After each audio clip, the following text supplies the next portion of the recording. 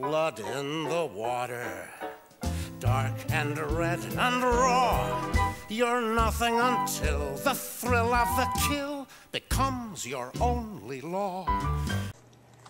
For blood typing, you will need the blood that you're testing, which is in the little bottle. You will need anti-A antibody, which is the blue. And you will need anti-B antibody, which is the yellow. Everything that you add is going to be 3 drops each.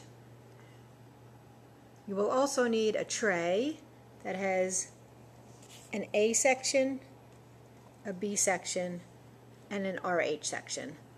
We are not doing anything with the RH, so just A and B will be used today.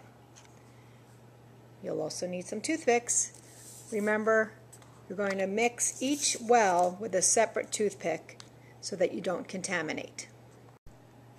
So to do the blood typing test, you'll take the blood that you're testing and you're going to put 3 drops in both the A and the B wells.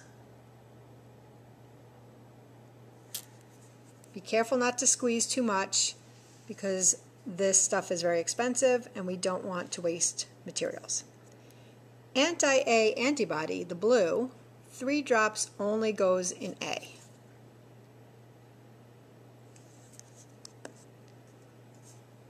Anti-B antibody, the yellow, only goes in B. 3 drops as well. Then take separate toothpicks and mix each one for about 30 seconds.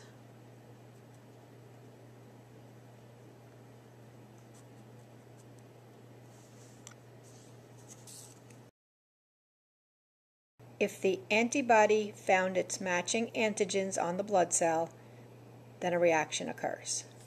It will be very difficult to read through it. If you hold it over paper that has writing, you can see here, A, you can see through pretty clearly. So there is no reaction. B, however, is getting cloudy. It's really hard to see. Here you can see it more clearly. A, quite easy to see through. B, very difficult to see through. It doesn't matter if the colors change so much as if you see any little particles or difficult to see through. Any particles or difficult to see through is a reaction.